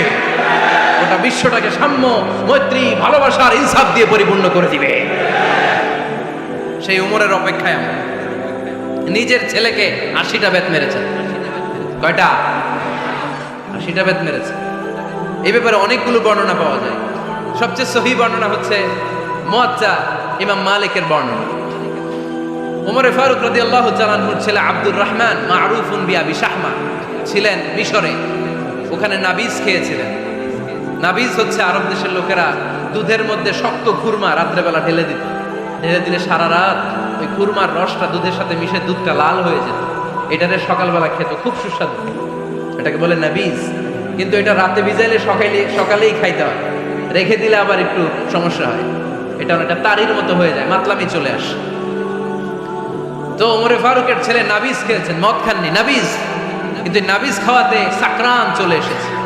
সাকরান চলে আসাতে এটা যখন প্রমাণিত হয়েছে, আমর ইবনে আস রাদিয়াল্লাহু তাআলা আনহু নাকি 80 বেত মেরেছে মিশরে, গয়বের নিয়ম হচ্ছে সবার সামনে, কিন্তু সবার সামনে না মেরে একটু গোপনে মেরেছে। এই তথ্য যখন ওমরে ফারুকের কাছে এসেছে, উনি বললেন না, মারতে হবে সবার সামনে, আলাদা মাল্লা কেন? ও মদিনায় ফিরে আসলে আমি আবার 80টা মারব। মদিনায় ফিরে আসার পরে সাইয়েদনা ওমরে ফারুক ওই আগের 80টারে আর ধরেন নাই, নিজ হাতে আবার 80টা বেত মেরেছে। এই বেত মারার 1 মাস পরে এই আবু শাহমা ইন্তেকাল করেছে। অনেক ঐতিহাসিক বলে এই বেতের আঘাতে মরেছে, কেউ কেউ বলেছে নিজের রোগের কারণে মরেছে। কিন্তু দিস ইজ দ্য ইনসাফ সিস্টেম অফ উমর। নিজের ছেলে বলে ছেড়ে দেয় নাই। এখন নিজের ছেলে হইলে 7 খুন মাফ, নেতার ছেলে হইলে 10 খুন মাফ, এলাকার মোড়লের ছেলে হইলে 10 খুন মাফ। নো পার্সিয়ালিটি ইন ইসলাম। ইসলামে পার্সিয়ালিটি নাই। আপনি নেতার ছেলে হন, আপনি বিজনেস ম্যাগনেটের ছেলে হন, আপনি যেই হন না কেন, ইসলামের দৃষ্টিতে সবাই সমান। চিল্লায় বলেন ঠিক কিনা? বনু মখজুমিয়া গোত্রের এক নারী চুরিতে ধরা পড়ল। সাহাবারা বললেন, নবী, মদিনার সবচেয়ে ভেরি প্রেস্টিজিয়াস এন্ড ডিগনিফাইড ফ্যামিলির মেয়ে, আপনি হাত কাটেন না, কারণ ইসলামের নিয়ম চুরি করলে কি কেটে দাও? বিষ্ণু বললেন, বলো কি? হাত না কাটার জন্য তোমরা আমাকে রেকমেন্ড করছো? এটা আল্লাহর আইন। পৃথিবীর কেউ রেকমেন্ড করলো শোনার ক্ষমতা আমার নাই, কারণ আইনটা দিয়েছে কে? লাউ কানাত ফাতিমাতু বিনতি মুহাম্মাদিন সারাকাত লাকাতা মুহাম্মাদুন ইয়াদাহা। আরে বনু মাকসুমিয়া মেয়ে তো দূরের কথা, আমার কলিজার টুকরা ফাতেমাও যদি আজ চুরিতে ধরা পড়তো, তার হাত কেটে দিতে আমি 1 মিনিটও দেরি করতাম না। দিস ইজ ইসলাম। এই হচ্ছে ওমরে ফারুকের মানাকিব। এরকম ওমরে ফারুক কয়টা লাগবে? আওয়াজ করে বলতে হবে, কয়টা লাগবে? একটা লাগবে। এই সাইয়েদনা ওমরে ফারুক মদিনার প্রথম চিফ জাস্টিস ছিলেন। সর্বপ্রথম উনার পরামর্শে সাইয়েদনা আবু বকর রাদিয়াল্লাহু তাআলা আনহু কোরআনকে সংকলন করেছেন। আমরা এই যে কোরআন পড়ি 30 পারা, এমদাদিয়া লাইব্রেরির 114টা সূরা, কত সুন্দর সন্নিবেশ করা হয়েছে, এখানে সাজানো হয়েছে। আল্লাহর হাবিব সাল্লাল্লাহু আলাইহি ওয়াসাল্লামের সময় কি এরকম কোরআন ছিল নাকি? ছিল? খেজুর পাতার মধ্যে, গাছের বাকলের মধ্যে, ওটের বড় হাড্ডির মধ্যে আর পাথরের মধ্যে খোদাই করা কোরআন ছিল। সাইয়েদনা আবু বকরের সময় রাদিয়াল্লাহু তাআলা আনহুর সময় যুদ্ধ হলো, 70 জন হাফেজ সাহাবী ইন্তেকাল করলেন। সাইয়েদনা আবু বকর রাদিয়াল্লাহু তাআলা আনহুকে ডেকে ওমরে ফারুক বললেন, ও আবু বকর, এইভাবে হাফেজে কোরআন সাহাবীরা যদি দুনিয়া থেকে বিদায় হয়ে যায়, আল্লাহর কোরআনও তো বিদায় হয়ে যাবে। আমার পরামর্শ হলো আপনি সব বয়োজ্যেষ্ঠ সাহাবীদেরকে একসাথে করে কোরআনের সব কাগজগুলোকে একসাথে করে একটা নির্ধারিত কপির মধ্যে কোরআনকে সংকলন করে ফেলে। সাইয়েদনা আবু বকর বললেন, যেটা আমার নবী করে না, এটা আমি কেমনে করি? কিন্তু ওমরে ফারুক নাচরবান্দা বলে, না, এটা করলে কোনো খারাপ হবে না, ভালোই হবে। মুসলিম উম্মার জন্য এক জায়গায় কোরআন সন্নিবেশিত থাকবে, আপনি করেন। সাইয়েদনা আবু বকর রাজি হয় না, ওমরে ফারুকও ছাড়ে না। ওমরে ফারুক বলতে বলতে বলতে বলতে এমন ভাবে সাইয়েদনা আবু বকর রাদিয়াল্লাহু তাআলা আনহুকে ধরলেন, সব শেষে সাইয়েদনা আবু বকর ওমরে ফারুকের কথায় কোরআন সংকলনে রাজি হয়ে গেলেন। পড়েন সুবহানাল্লাহ। উনি বললেন, ওমর যখন আমাকে বারবার বুঝাতে লাগলো, আল্লাহ তাআলা আমার হৃদয়টা ওমরের কথা শোনার জন্য খুলে দিলেন। আল্লাহ তাআলা কেমন যেন আমাকে ইলহাম করলেন, আবু বকর করো, এই কাজের মধ্য দিয়ে আমি আমার কোরআনকে গোটা বিশ্বে জীবিত রেখে দেব। This is Umar. এই যে আমরা হিজরি সনের যে আমরা গণনা করি, এই হিজরি সনের প্রবর্তক হচ্ছে সাইয়েদনা ওমরে ফারুক। সুবহানাল্লাহ নাই? আপনাদের মনোযোগ আছে না গেছে? কই ঘুমায় গেলেন মনে হয়? তাকবীর দেন তো একজন আওয়াজ করে।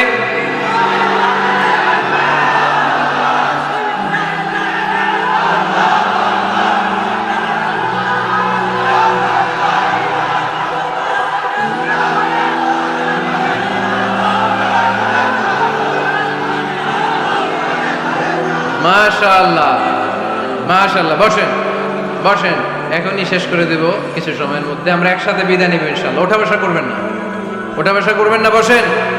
সাইয়েদনা ওমর ফারুক এই হিজরি সনের গণনা শুরু করেছে। সাহাবারা বলল, আমিরুল মুমিনিন, খ্রিস্টানদের ঈসাই সন আছে, আমাদের মুসলমানদের কোনো সন নাই। আমাদের একটা সন থাকলে আমাদের জিজিয়া নিতে, আমাদের জাকাতের টাকা উত্তোলন করতে অনেক সুবিধা হবে। ওমর ফারুক বললেন, তাহলে কোন সালকে হিজরি, কোন সালকে মুসলিম সাল হিসেবে আমরা ঘোষণা দিতে পারি? একজন বলল, আমার নবী যেই সালে জন্মগ্রহণ করেছেন ওই সালে। ওমর ফারুক বললেন, না, আমার নবীর জন্ম আমাদের জন্য খুশির দিন, কিন্তু এটা আমাদের জন্য প্রেরণা নয়। প্রেরণা নবীর কাজে, ঠিক কিনা? আরো কিছু সাহাবারা বলল, তাহলে যেই সালে আমার নবী ইন্তেকাল করেছে ওইটারে প্রথম সাল ধরেন। ওমর ফারুক বললেন, না, যেদিন তিনি ইন্তেকাল করেছেন এটা আমাদের দুঃখের দিন, এটা আমাদের প্রেরণা নয়। আমাদের প্রেরণা হচ্ছে বিশ্বনবীর ত্যাগ, তিতিক্ষা আর কাজের মধ্য দিয়ে। জোরে কোন ঠিক কিনা? ওমর ফারুক বললেন, যেদিন বিশ্বনবী ইসলাম রক্ষায় নিজের মাতৃভূমি ছেড়ে মক্কা থেকে মদিনায় গিয়েছেন ওই দিনটাকে হিজরি প্রথম দিন ধরে আমরা হিজরি সাল গণনা করে শুরু করে দেব। ওইটাই হচ্ছে হিজরি সন। সেখান থেকে হিজরি সনের প্রবর্তন করেছেন সাইয়েদনা ওমর ফারুক রাদিয়াল্লাহু তাআলা আনহু। এই যে স্টেট গভর্নমেন্ট, এই যে প্রিজন, জেলখানা, ক্যান্টনমেন্ট, সচিবালয়, গণভবন, বঙ্গভবন, মুক্তিযোদ্ধাদের ভাতা, রাষ্ট্রীয় ভাতা, এই সব নিয়ম কানুন সাইয়েদনা ওমর ফারুক তার রাষ্ট্রীয় আমলে তিনি নিজে করেছেন। চিল্লায় পড়েন আল্লাহু আকবার। মুসলমানদের আলাদা কারেন্সি, নিজস্ব মুদ্রা ব্যবস্থা নিজে চালু করেছেন। সৈনিকদের মধ্যে যারা বিবাহিত প্রতি 6 মাস অন্তর অন্তর 1 মাসের ছুটি কাটাতে তারা ফিরে আসবে, সাইয়েদনা ওমর ফারুক চালু করেছেন। চিল্লায় আওয়াজ করে পড়েন আল্লাহু আকবার। এই যে আমরা 20 রাকাত সালাতুত তারাবি পড়ি রমাদানে, করেন না আপনারা? এটা সাইয়েদনা ওমর ফারুক চালু করেছে। সুবহানাল্লাহ পড়তে পারলেন না? কোরআনে মোট 22টা আয়াত আছে যেখানে সাহাবারা ইনডিসিশনে ভুগছিলেন। বিশ্বনবীর মত একটা, ওমর ফারুকের মত আর একটা। এই 22 জায়গায় আল্লাহ তাআলা বিশ্বনবীর মতের পক্ষে আয়াত নাজিল না করে ওমর ফারুকের মতের পক্ষে কোরআনের আয়াত নাজিল করেছেন। আওয়াজ করে পড়েন আল্লাহু আকবার। এদিকে উঠলেন কেন আপনারা? যারা উঠছেন আমার দিকে তাকান।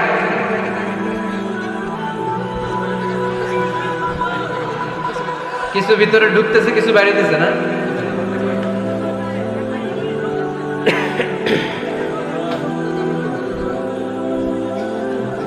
সাইয়েদনা ওমর ফারুক, আমরা সাহাবীদের জীবন চরিত পড়তে চাই না, কত যে অনুপ্রেরণামূলক দৃষ্টান্ত সাইয়েদনা ওমর ফারুক আমাদের জন্য রেখে গিয়েছে।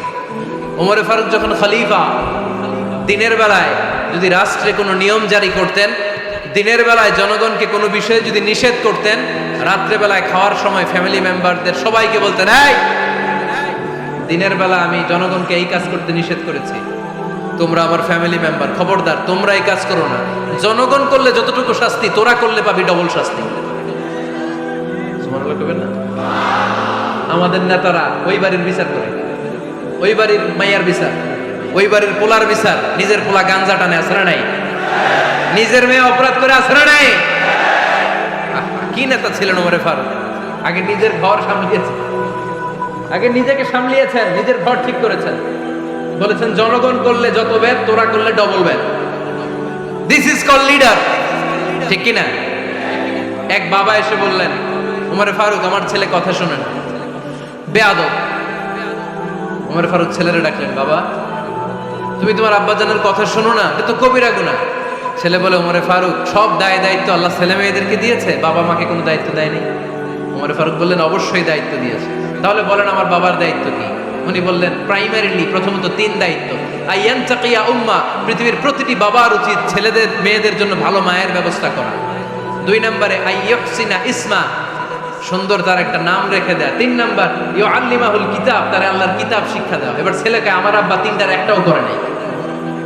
এবার ওমর ফারুক রেগে গেলেন, বাবার কাঁধে ধরলেন, বললেন তুই ছেলের জন্য বিচার নিয়ে আসলি, তোর 3টা দায়িত্বের একটাও তুই পালন করিস নাই। ছেলে বলে, আমিরুল মুমিনিন, আমার মা নর্তকী, আমার মা মাজুসি, আমার মায়ের মধ্যে কোনো আদব কাদব নাই, সুন্দরী দেখে আমার মা রে বাবা বিয়ে করছে, আমার মায়ের কাছ থেকে জীবনে কিছু শিখি নাই। 2 নাম্বার সাম্মানি খানফাসা, আমার বাবা আমার নাম রেখেছে চামচিকা। কি নাম রাখছে?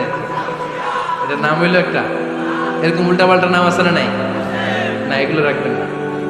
আব্দুল্লাহ রাখবেন, আব্দুর রহমান রাখবেন। আরেকটা কি বলছে আজকে? হুজাইফা রেখে দিয়ে পারবেন? ওয়ালাম ইউআল্লিমনি হারফাম মিন কিতাবিল্লাহ আমিরুল মুমিনিন। শুধু তাই না, আল্লাহর কোরআনের একটা অক্ষর আমার বাবা কোনোদিন আমারে শিক্ষা দেয় না। ওমর ফারুক রেগে গেলেন, এবার বাপের কান্দে দইরা মারতে শুরু করলেন। তুই পোলার নামে বিচার নিয়ে এসেছিস, তোরে মার দিব আগে। এরকম নেতার দরকার আছে না নাই? মদিনায় এক লোক তার বউরে রাগের চোটে 100 তালাক দিয়ে ফেলছে।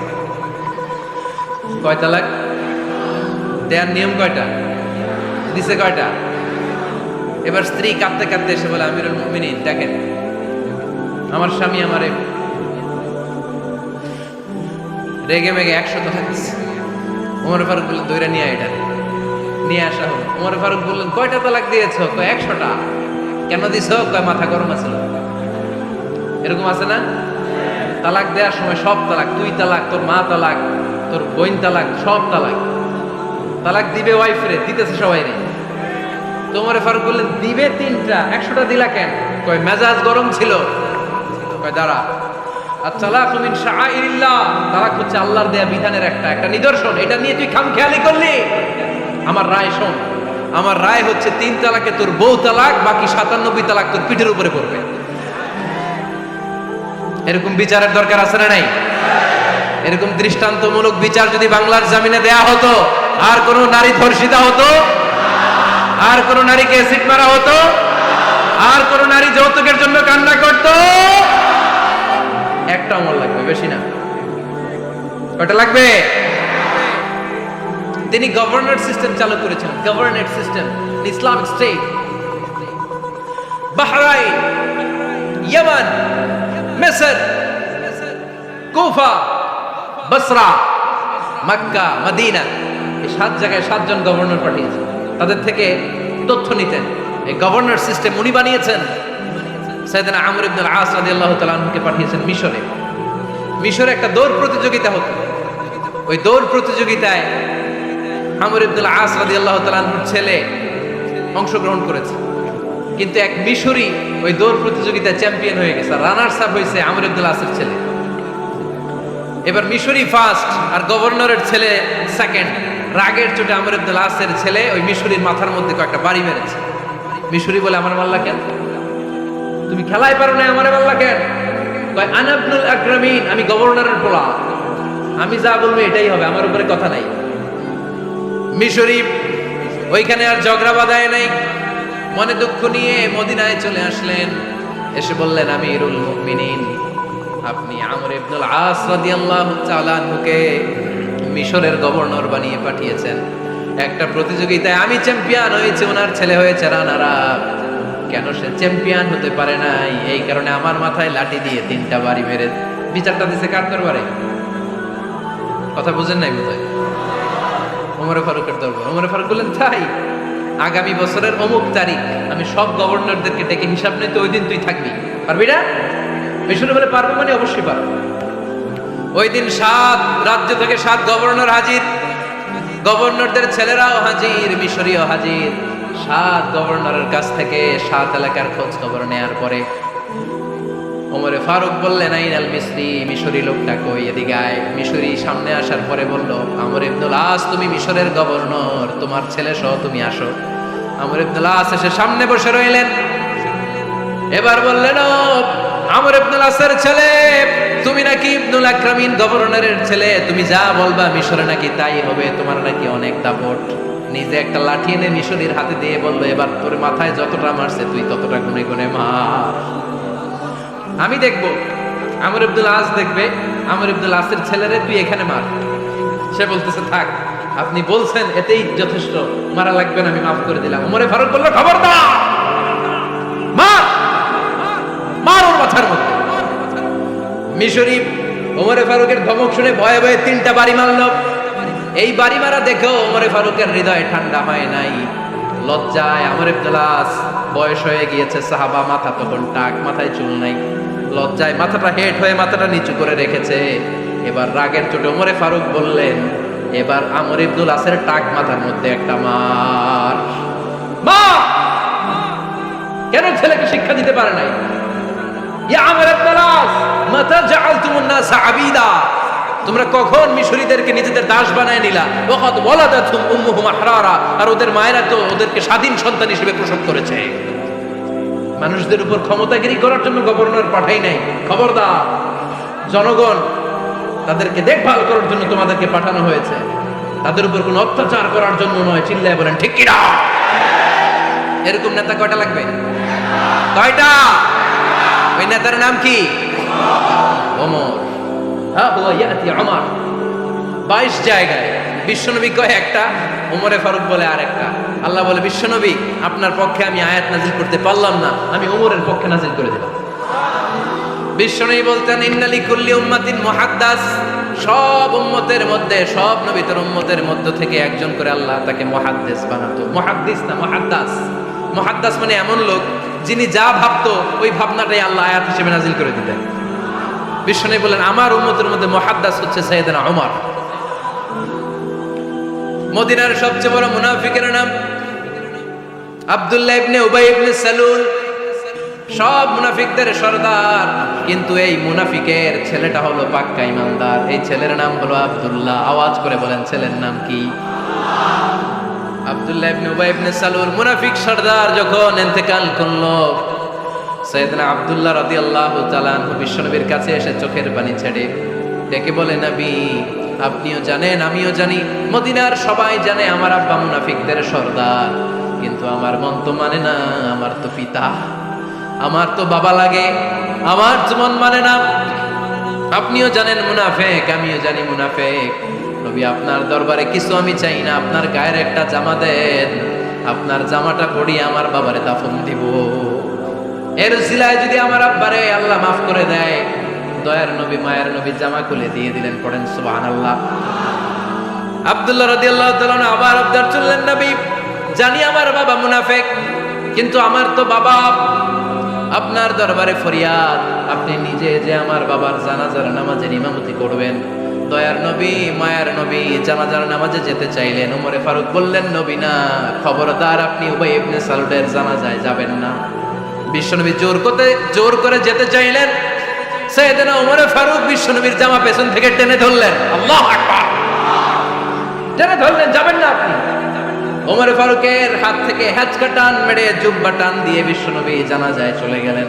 রব্বুল আলামিন আয়াত নাজিল করলেন, ইস্তাগফির লাহুম আও লা তাস্তাগফির লাহুম ওয়া ইন তাস্তাগফির লাহুম ৭০ মাররাতান ফালা ইয়াগফিরাল্লাহু লাহুম। নবী গো, একবার নয়, দুইবার নয়, ৭০ বারও যদি এই মুনাফিকের জন্য আপনি ক্ষমা চান, তার জন্য ক্ষমা নাই, তার জন্য আছে জাহান্নাম। ওয়ালা তাকুম, আপনি যাবেন না আলা কবরি, কখনো তাদের জানাজায় যাবেন না। এই যে একটা ভুল করে ফেলছেন, এটা এবারই শেষ, এরপরে আর যাবেন না। সাইয়েদনা ওমর ফারুকের পক্ষে আল্লাহ তাআলা কোরআনের আয়াত নাযিল করে দিলেন। চিল্লায় পড়েন আল্লাহু আকবার। এভাবে 22টা জায়গায় ওমর ফারুক যা বলেছে, এটা নিয়ে একটা আলাদা আলোচনা হইতে হবে, আলাদা একটা আলোচনা লাগবে যে 22টা আয়াতে আল্লাহ তাআলা বিশ্বনবীর পক্ষে কোরআনের আয়াত নাযিল না করে সাইয়েদনা ওমর ফারুকের পক্ষে আয়াত নাযিল করেছেন। চিল্লায় পড়েন সুবহানাল্লাহ। ওই ওমর ফারুককে আমাদের মডেল বানানোর দরকার আছে না নাই? ওই ওমরে ফারুকের জীবনী আমাদের ছেলে মেয়েদেরকে পড়ানোর দরকার আছে না রে? আমাদের ভবিষ্যৎ প্রজন্ম এগুলো জানে না। ওরা সালমান খান দেখে বড় হয়, ওরা শাহরুখ খান দেখে বড় হয়, ওরা ঋত্বিক রোশনকে দেখে বড় হয়। ওরা মনে করে যে এরাই বড় সুপার হিরো। আমাদের যে কত বড় সুপার হিরো আছে এরা জানেই না। নতুন প্রজন্মের কর্ণকহরে সাইয়েদনা ওমরে ফারুকের ইতিহাস পৌঁছে দেওয়ার দরকার আছে না নাই? ওমরে ফারুকের ইন্তেকালের ঘটনাটা বলেই আমরা মুনাজাতের দিকে যাব। শুনবেন? শুনতে চান? উনি স্বপ্নে দেখলেন একটা লাল মোরগ ওনাকে 3টা ঠোকর মেরেছে। কয়টা? উনি জুমার নামাজে, জিলহজ মাসের শেষ সপ্তাহে জুমার নামাজে বললেন যে একটা লাল মোরগ 3টা ঠোকর মেরেছে। মুগীরা ইবনে শুবা রাদিয়াল্লাহু তাআলা আনহুর দাস আবু লুলু আল মাজুসি, এই লোকটা খঞ্জর বানাতে পারত। মুগীরা রাদিয়াল্লাহু তাআলা আনহুর দাস। মুগীরা প্রতিদিন 4 দিরহাম করে চার্জ করত, যেহেতু দাস। সে এসে বিচার দিল, আমিরুল মুমিনিন, মুগীরা আমার থেকে বেশি টাকা চায়, জুলুম করে। ওমরে ফারুক বললেন, তাই? তুমি কি কাজ জানো? বলে, আমি খঞ্জর বানাতে জানি। বাড়ি কই? পারস্য। আরে তুমি খঞ্জর বানাতে জানলে তো 4 দিরহাম অনেক কম, সে তো আরো বেশি টাকা নেওয়া দরকার ছিল তোমার থেকে। আবু লুলুর এই কথা পছন্দ হয় নাই। সে কয়, ওমর তুমি সবারে দয়া দেখাও, আর আমার ক্ষেত্রে কঠিন নিয়ম বানাইলা, দাঁড়াও এই নিয়ম তোমার আমি দেখাবো। এই রাগে সে বাড়িতে যে একটা খঞ্জর বানালো। কি বানালো? খঞ্জর চিনেন? ছোট্ট ছুরি। কিছুদিন আগে ওমানের সুলতান কাবুস ইন্তেকাল করেছে, জানেন আপনারা? ওনার এই কোমরের মধ্যে খঞ্জর থাকতো, ছবিতে দেখছেন? আরব শায়েখ যারা সুলতান আমির, কোমরে কি থাকে? ছোরা থাকে, খঞ্জর। সে বাসায় যে একটা খঞ্জর বানালো, যেই খঞ্জরের দুই মাথা, লাহু রাসান ওয়া মাকবাদাতুহু ফি ওয়াসাতি, আর ধরার হ্যান্ডেলটা মাঝখানে, এদিকেও ছুরি এদিকেও ছুরি, যাতে এইভাবে এইভাবে মারা যায়। সে ধার দিতে লাগলো আর বলল, ওমর দাঁড়াও, তোমার আমি দেখাবো। ওমর ফারুক মসজিদে নববীর ইমাম, ফজরের নামাজের সময় এ আবু লুলু আল মাজুসি বুরনুস পরে, চাদর পরে, লুকিয়ে লুকিয়ে, সে অগ্নি উপাসক, মুমিন নয়। ওমর ফারুককে অ্যাটাক করার জন্য গেলেন মসজিদে নববীতে। ওয়াকানু ইউসাল্লুনা বিগালাস, তখন ওনারা অন্ধকারে নামাজ পড়ত। নামাজের সময় যখন হলো, লুকিয়ে লুকিয়ে প্রথম কাতারে ওমর ফারুকের পিছনে মুয়াজ্জিনের পাশেই দাঁড়ালেন, হাতে খঞ্জর। একামত হলো, ওমর ফারুক সালাত শুরু করলেন, ফজরের সালাত, আল্লাহু আকবার। নামাজ শুরু করলেন, সূরা ফাতিহা বললেন। আরেকটা সূরা যখন পড়তে যাবেন, in the mean time Abu Lulu এই খঞ্জর নিয়ে ওমর ফারুকের বুকের মধ্যে 3টা স্টেবিং করলেন। একটা মারলেন নাভির নিচে, মারার সাথে সাথে পাকস্থলী কেটে গেল। আরেকটা মারলেন পাজরে, পাজর ছিঁড়ে গেল। 3টা মারার পরে ওমর ফারুক বললেন, কতালানি আল কাল, এক কুকুর আমাকে মেরে ফেলেছে। পেছন থেকে এক সাহাবীকে টান মেরে সামনের দিকে নিয়ে গেল, তুমি নামাজের ইমামতি করো। আর ওমর ফারুককে বাকিরা ধরাধরি করে পেছনে নিতে আরম্ভ করল। আর এই আত্মাই আক্রমণ যে করেছে, সে কাতারের মাঝখান দিয়ে যেতে আরম্ভ করলো, আর দুই দিকে ছুরি মারতে আরম্ভ করলো। 13 জন সাহাবীর গায়ে ছুরি মেরেছে, 7 জন সাহাবা স্পট ডেথ, জায়গায় মৃত্যু। এই ভয়ঙ্কর অবস্থা দেখে এক সাহাবী বুরনুস, এক ধরনের জুব্বা আছে মাথাওয়ালা, অনেকে জ্যাকেট পরছেন না এরকম মাথাওয়ালা, লম্বা জুব্বা আছে, আরবরা শীতে পরে মাথাওয়ালা। এই মাথাওয়ালা জুব্বা বের করে এক সাহাবী জালের মতো তার দিকে উড়ায় মারে। ওই বুরনুসের মধ্যে পেঁচিয়ে আবু লুলু মাটিতে পড়ে গেল আর সুইসাইড করে ফেলল, নিজের বুকে নিজে মেরে আত্মহত্যা। যেই সাহাবীকে ইমামতির জন্য দাঁড় করালেন, উনি ছোট্ট সূরা দিয়ে, প্রথম রাকাতে সূরা আল কাউসার, দ্বিতীয় রাকাতে সূরাতুল ইখলাস দিয়ে নামাজ শেষ। ওমর ফারুক বেহুশ। ওমর ফারুক কি বেহুশ। সবাই কান্নাকাটি করতেছে, সবাই দেখতে গেলেন, এখন হুঁশ ফিরে না। মুখের মধ্যে, মুখ খুলে রাষ্ট্রের চিকিৎসক মুখের মধ্যে দুধ দিলেন, ওই নাভি দিয়ে দুধ বের হয়ে যায়, পাকস্থলী কেটে ওখান দিয়ে দুধ বের হয়ে যাচ্ছে। তারা বললো, ওনারে বাঁচানো সম্ভব না, দেখেন হুঁশ ফিরে কিনা। হুঁশ ফিরলে ওনার পরে কে আমির হবে, উনি যেন প্যানেল ঠিক করে দিয়ে যায়। সবাই তাকিয়েছে ওমর ফারুকের চোখের দিকে।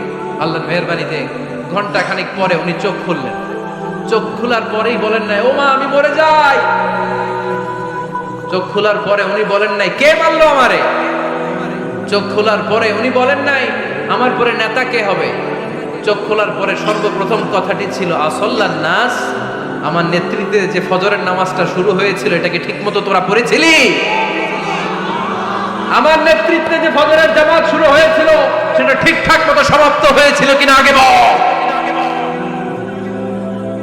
আসল্লান নাস, নামাজটা হয়েছে কিনা বল। সুবহানাল্লাহ কইতে পারলেন না? This is Omar, hour super hero. নেতা অনেকগুলো লাগে না, এরকম নেতা একটাই যথেষ্ট, যে গোটা বিশ্বকে কাঁপায় দিতে পারে। চিল্লায় বলো ঠিক কিনা? আমরা চাই আমাদের ছেলেগুলো ওমর ফারুকের মতো বড় হোক। আমরা চাই আমাদের ছেলে মেয়েগুলো খাব্বাব, খুবাইব, সাইয়েদনা আলী, উসমান, আবু বকর রাদিয়াল্লাহু তাআলা আনহুর অনুসরণে বড় হোক, ঠিক কিনা? আমরা একটা ওমর চাই, যিনি আমাদেরকে সালাতের শিক্ষা দিয়ে গিয়েছেন, ইন্তেকালের আগে বলেছেন সাল্লান নাস। এজন্য আমরা যেন নামাজ কখনো নষ্ট না করি। আল্লাহর জমিনে দ্বীন বাস্তবায়ন আসাদ্দুহুম ফি আমরিল্লাহি ওমর। ওমর রাদিয়াল্লাহু তাআলা আনহুর মতো এত কঠোর কেউ ছিলেন না। তাই দ্বীন বাস্তবায়নে আমরা যেন কাউরে ছাড় না দেই। সবার আগে আল্লাহর দ্বীন, সবার আগে আল্লাহর কোরআন, সবার আগে আমার ইসলাম, ঠিক কিনা? চাইলেই কেউ এদেশ থেকে ইসলামরে মিটাই দিতে পারবে না। যে দেশে আল্লাহু আকবার ধ্বনির সাথে সাথে সূর্য উঠে যায়, আল্লাহু আকবার ধ্বনির সাথে সাথে সূর্য ডুবে যায়, সে দেশে আর কিছু থাকবে না থাক, আমার ইসলাম থাকবেই। আর কিছু থাকবে না থাক, আমার কোরআন থাকবেই। সে ইসলামের সাথে থাকতে রাজি আছেন তো? কোরআনের সাথে থাকতে রাজি আছেন তো?